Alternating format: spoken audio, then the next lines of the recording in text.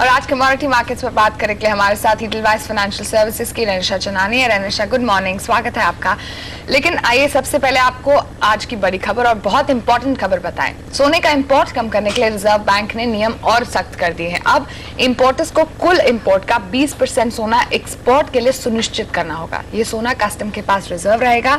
RBI के मुताबिक इसकी देखरेख के लिए सरकार जल्द ही व्यवस्था तय करेगी और इस 20% का 75% खपत हो जाने के बाद ही किसी को दोबारा सोना इंपोर्ट करने की इजाजत दी जाएगी। माना यह जा रहा है कि सरकार गोल्ड के एक्सपोर्ट को बढ़ाने के लिए एक कदम उठा रही है। हालांकि all India James and jewellery trade federation ने आरबीआई के इस कदम पर सख्त रुख अपनाया है। फेडरेशन के मुताबिक सरकार अगर सोने का एक्सपोर्ट बढ़ाना चाहती है तो उसे एक्सपोर्टर्स को सहूलियतें भी देनी चाहिए। डोमेस्टिक मार्केट के लिए एक इंपोर्ट के लिए रॉ मटेरियल की सप्लाई के लिए थोड़ा एक ये नेगेटिव पॉइंट है, बट जो रिस्ट्रिक्शंस उठाए हैं, जो एलसी रिस्ट्रिक्शंस थे, कंसाइनमेंट बेस का रिस्ट्रिक्शन था, वो आरबीआई ने उठा लिया है।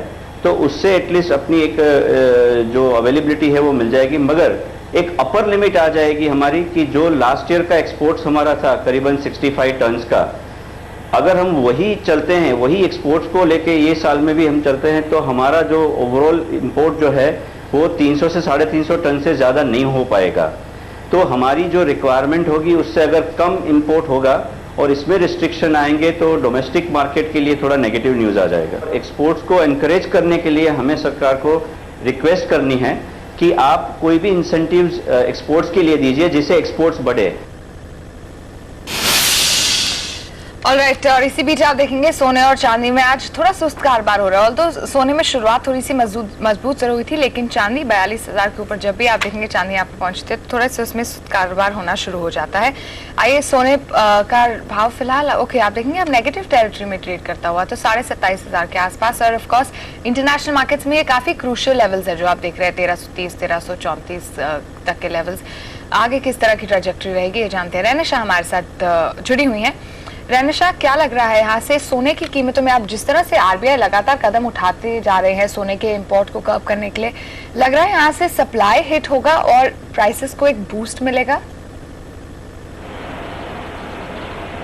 हाय, गुड मॉर्निंग। ये गोल्ड की प्राइसेस में थोड़ा बहुत प्रेशर बना हुआ रह सकता है आज के लिए। पिछले कई दिनों से प्राइसेस धीमी गति से ऊपर की तरफ बढ़ रही थी। जब इंटरनेशनली 1225-30 डॉलर के रेट से तब हम रेकमेंड कर रहे थे गोल्ड में एंट्री लेवल के लिए, और टारगेट्स यही थे 1325 से 1340 डॉलर, और अभी ये टारगेट्स आ चुके हैं। तो मैं एक्सपेक्ट कर रही हूँ एक प्रॉफिट बुकिंग आ सकती है यहाँ पर। एंड आज जैसे ये न्यूज़ आए हैं आरबीआई रेस्ट्रिक्शंस ऑन एक्सपोर्ट और इम्पोर्ट नंबर्स पर, तो इस वजह से और थोड़ी बहुत प्राइसेस दबाव में रह सकती है। रुपी अप्रिशिएट हो सकता है ये मेजर से। तो इंट्राडे के लिए मुझे लग रहा है कि ये यहाँ से 200-300 पॉइंट का करेक्शन आ सकता है प्राइसेस में। सो मैं रेकमेंड करूंगी ये लेवल्स पे सेल करना चाहिए 27,600 के आसपास। नीचे में टारगेट्स आप 27,400 तक के देख सकते हैं। बिल्कुल रनिशा, एक्चुअली मैं ये जानना चाहती थी कि डोमेस्टिक मार्केट की अगर हम बात करें तो रुपया आप देखेंगे अप्रिशिएट जरूर हुआ था सुबह, लेकिन अभी अगर आप देखें रुपया एक बार फिर से वीक होता दिख रहा था। आई थिंक 59.70 पर हम ऑलरेडी एक बार फिर से पहुंच गए। तो रुपया 59 से 60, 59 से 60 का एक रेंज पकड़ के बैठा हुआ है। जिस तरह से आरबीआई ने कदम उठाए हैं, अब क्योंकि आरबीआई चाहती है कि सोना कम इंपोर्ट हो, क्या मार्केट में सप्लाई की कमी की वजह से सोने के प्राइसेस को शायद कुछ सपोर्ट मिलता दिखे? यस, जैसे all India James and jewellery federation ने कहा कि इस बार के इंपोर्ट शायद हम देखेंगे 350 से 400 टन के आसपास रहें, तो इस वजह से सप्लाई प्रॉब्लम्स हो सकती है। एंड अगर सप्लाई कम रहेगी एंड डिमांड बनी रहेगी ये लेवल्स पर तो शायद प्राइसेस को सपोर्ट मिलेगा। But Indian prices international prices से पैक्ड हैं, तो कुछ भी यहाँ पे सप्लाई डिमांड के इश्यूज जो आते हैं, अगर इंटरनेशनली वो इफेक्ट नहीं करता प्राइसेस को, तो यहाँ की डोमेस्टिक प्राइसेस को इफेक्ट नहीं आता। सो इट ऑल डिपेंड्स कि इंटरनेशनली प्राइसेस क्या ट्रेड कर रही है। ओके, और इंटरनेशनल ऑफ कोर्स हम एक इम्पोर्टेंट सपोर्ट लेवल के आसपास जरूर ट्रेड करें, लेकिन जिस तरह से आपने कहा थोड़ा सा मुनाफा वसूली का दबाव आ सकता है। यहाँ से कितना और ज्यादा गिरावट आप देख रहे हैं सोने में? मैं एक्सपेक्ट कर रही हूँ वापस हम जो $1300 का साइकोलॉजिकल लेवल है वहां तक एक बार प्रॉफिट बुकिंग तक देख सकते हैं एंड उसके बाद फिर शायद जो नया ट्रेंड सेट होगा शायद ये अगर कंटिन्यू रही गिरावट तो और भी नीचे के लेवल्स देखे जा सकते हैं, बट अगर सपोर्ट मिलता है वो लेवल से तो वापस $1350-1360 की लेवल भी देखी जा सकती है, बट शॉर्ट टर्म में $1300 का सपोर्ट टच होता हुआ लग रहा है। रनिशा, एक और छोटा सा क्वेश्चन मेरे जो जहन में आ रहा है वो ये कि 1360 अगर हम क्रॉस करते हैं, क्या फिर से हम 1420 के लेवल्स देख पाएंगे अगर हम 1460 को ब्रीच कर लेते हैं? टेक्निकली गोल्ड एक बेयर मार्केट में एंटर हो चुका है अप्रैल में एंड जब तक प्राइसेस $1500 के ऊपर ट्रेड नहीं करते हम बेयर मार्केट में ही रहेंगे एंड ये जो रैलीज आ रही है ये एक रिलीफ रैली कही जा सकती है एंड शॉर्ट टर्म में प्राइसेस इतनी गिरावट के बाद रिट्रेसमेंट रहता है। सो पहला इंपॉर्टेंट लेवल 1300 क्लियर हो चुका है, सो नेक्स्ट लेवल जो होगा वो $1400 का रहेगा साइकोलॉजिकल लेवल। तो यस, अगर ये रिलीफ रैली और कंटिन्यू रही तो $1400 तक भी हम देख सकते हैं ट्रेड। बिल्कुल, और हमने कल जिस तरह की तेजी एक्चुअली पिछले 2-3 सेशन में देखी, आप देखेंगे क्योंकि डॉलर इंडेक्स यहाँ पर वीक हुआ है उसके चलते थोड़ा सा बूस्ट इंटरनेशनल प्राइसेस में भी देखने को मिला सोने को, तो करेंसी एक बहुत इंपॉर्टेंट फैक्टर जरूर है। लेकिन चांदी अगर आप देखें, अब चांदी में 42,000 के ऊपर हम पहुंचे और वहां पर आप देखेंगे कि अब बिकवाली का दबाव बढ़ता रहा और अब 42,000 के नीचे और एकदम से यहाँ पर अब आधे % की कमजोरी। इनफैक्ट रनिशा, अगर आप देखें इंटरनेशनल मार्केट में जिस तरह से सोने ने एक चाल दिखाई है और अच्छे लेवल्स पर आया है, चांदी फिर भी $20 के आसपास ही अटकती हुई दिख रही है आपको। यस, चांदी एक महीने से एक ट्रेडिंग रेंज में ही ट्रेड कर रही थी $19 से $20.20 की, और कल हमने देखा इनफैक्ट वो ब्रेकआउट आया है $20.20 का एंड मैं एक्सपेक्ट कर रही हूँ ये जो ब्रेकआउट के बाद प्राइसेस $21 तक रैली कर सकते हैं। तो जो यहाँ पे आज दबाव बना हुआ है डोमेस्टिक मार्केट में जो 42,000 का इंपॉर्टेंट रेजिस्टेंस है, इनफैक्ट थोड़ा अगर करेक्शन मिलता है नीचे में तो डिप्स पे मैं एडवाइस करूंगी बाय करने के लिए। एटलीस्ट यहाँ से मुझे 4-5% की रैली दिख रही है, तो हम देख सकते हैं कि 43,000 के भी रेट्स देखे जा सकते हैं आने वाले 3-4 दिनों में। सो मेरा रिकमेंडेशन रहेगा डिप्स पे बाय करने के लिए चांदी में। ओके, और ये 43,000 तक के लेवल आपको लग रहा है इस हफ्ते में आ सकते हैं? यस, मैं एक्सपेक्ट कर रही हूँ अगर इंटरनेशनली हम इसी लेवल्स के ऊपर सस्टेन करते हैं $20.20 के ऊपर तो इजीली $21 का लेवल टच हो सकता है एंड सिमिलरली यहाँ पे MCX पे 43,000 तक के लेवल्स देखे जा सकते हैं इस हफ्ते में। ओके रनिशा, इससे पहले कि हम ब्रेक में जाएं, अगर किसी को इस हफ्ते के लिए एक ट्रेड बनाना हो, सोने या चांदी, दोनों में से कौन सा ज्यादा फायदेमंद रहेगा? मैं सिल्वर में रेकमेंड करूंगी क्योंकि रुपी का जो प्रेशर होता है एप्रिसिएशन का वो सिल्वर में थोड़ा कम रहता है। सो एंड RBI के रेस्ट्रिक्शंस भी बने हुए हैं गोल्ड पर, तो सिल्वर थोड़ा कम इफेक्ट रहेगा एंड हाई बीटा रहता है गोल्ड से, so silver would be a better bet. Okay, तो चांदी में आपको ज्यादा उछाल देखने को मिल सकता है क्योंकि आप देखेंगे एक प्रेशियस मेटल है उसका तो इफेक्ट पड़ता है, साथ ही क्योंकि एक इंडस्ट्रियल मेटल भी है उसका शायद भी इफेक्ट आपको दिखे, तो दोनों तरफ से एक तेजी का मोमेंटम बनने को मिल सकता है, तो चांदी में बेट करना ज्यादा फायदेमंद होगा। वक्त है एक छोटे से ब्रेक का, ब्रेक के बाद नजर रखेंगे कच्चे तेल पर।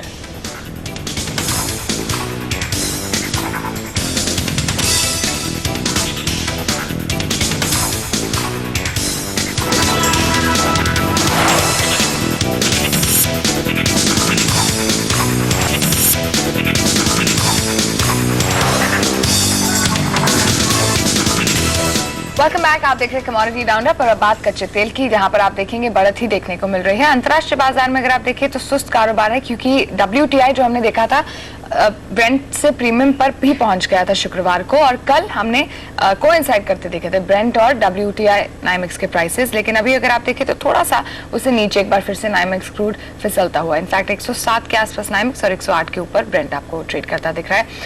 हमारे बाजारों में अगर आप देखें तो हमने देखा 6400 के ऊपर हम जरूर जाते हैं, लेकिन आई थिंक वहां पर थोड़ा सा अटक जाते हैं।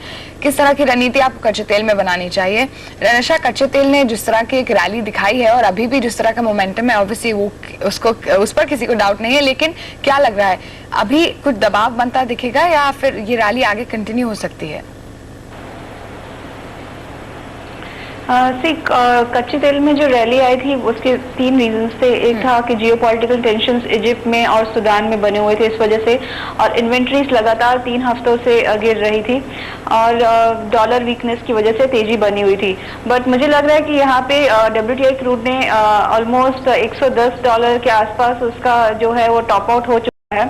हमने 109.30 के हाई बनते हुए देखे हैं, एंड मुझे लग रहा है कि यहाँ से थोड़ी रैली फेड हो सकती है, एंड जो भी पॉजिटिव फैक्टर्स थे ऑलरेडी प्राइसेस में डिस्काउंट हो चुके हैं, एंड अभी यहाँ से मुझे रहा है कि एक प्रॉफिट बुकिंग आ सकती है, एंड थोड़ा बहुत प्राइसेस में हम 100-150 पॉइंट का करेक्शन देख सकते हैं।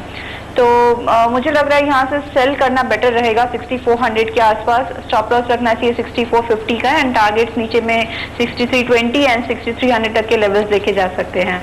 ओके, रनिशा, हमने देखा जिस तरह से आपने कहा कि 109.30 का एक हाई बनाया था WTI ने, और इनफैक्ट जब हमने जानकारों से बात की थी तो उन्होंने कहा कि जिस तरह से 2-3 साल पहले WTI एक प्रीमियम पे ट्रेड करता था ब्रेंट के, आप फिर से वो ट्रेंड बहुत जल्द आते दिखेंगे।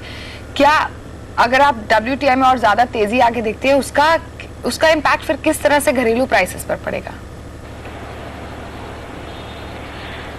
जी, मुझे लग रहा है जो ब्रेंट एंड WTI में जो स्प्रेड था जो अभी ऑलमोस्ट 0 हो चुका है, और ये हमने लेवल 4 साल के बाद देखी है। जब क्राइसिस आए थे, फाइनेंशियल क्राइसिस, तब ये लेवल 2008 में देखा गया था, एंड वापस ये 0 के आसपास ट्रेड कर रहा है। मैं इनफैक्ट एक्सपेक्ट कर रही हूँ कि ये स्प्रेड वापस $7 से $8 का रहना चाहिए, जो 1-2 महीने पहले देखा गया था। दैट मीन्स WTI ब्रेंट से कम प्राइस पे ट्रेड होगा।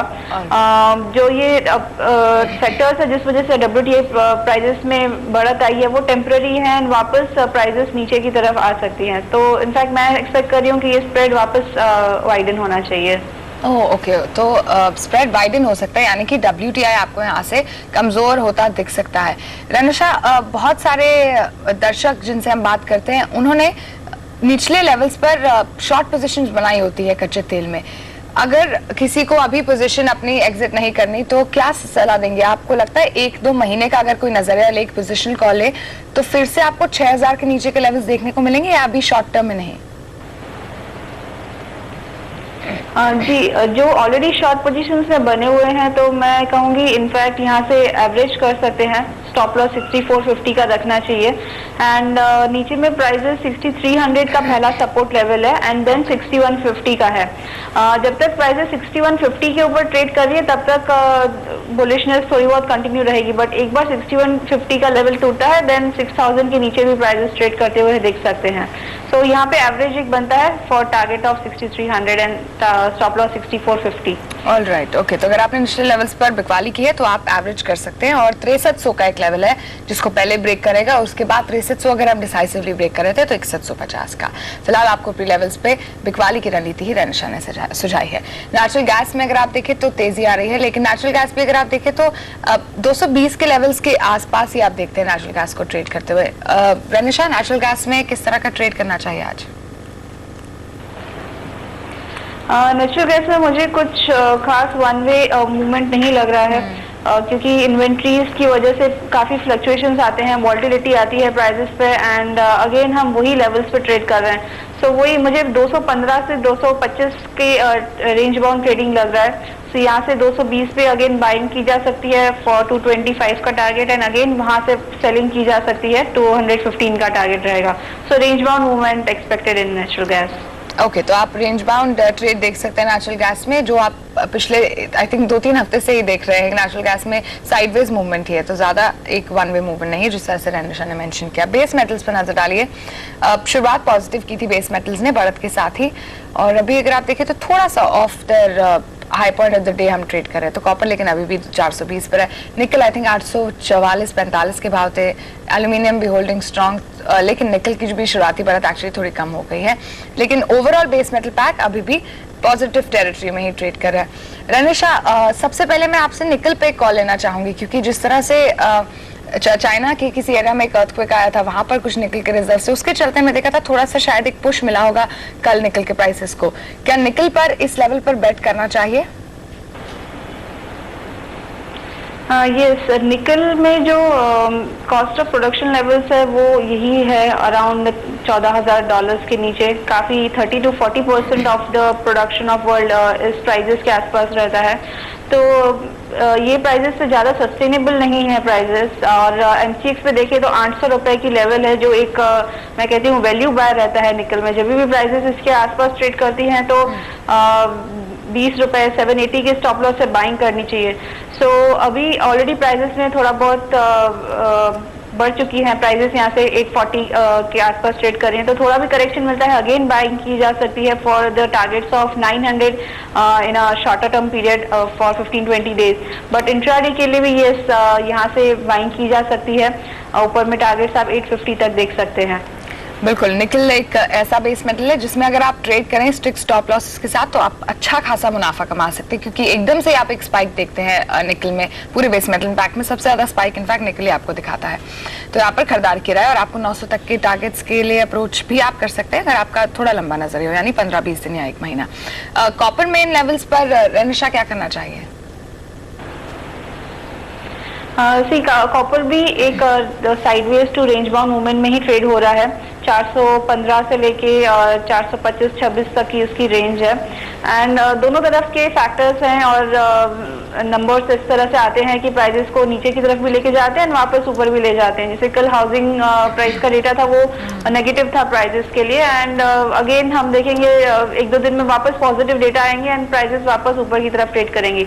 बट जो मेन इंपॉर्टेंट फैक्टर है वो है कॉपर के स्पॉट प्रीमियम्स। चाइना में, लंदन में, हर जगह जो स्पॉट मार्केट में प्रीमियम्स हैं वो काफ़ी 3-4 महीने से लगातार बढ़ रहे हैं। जो लेवल अराउंड $50 के आसपास प्रीमियम हुआ करते थे वो भी $200 के आसपास हो चुके हैं। तो स्पॉट मार्केट में काफ़ी अच्छी डिमांड है। और अगर आप LME की इन्वेंट्रीज देखेंगे, कैंसिल वारंट्स देखेंगे, तो कैंसिल वारंट्स भी ऑल टाइम हाई पर है कॉपर के।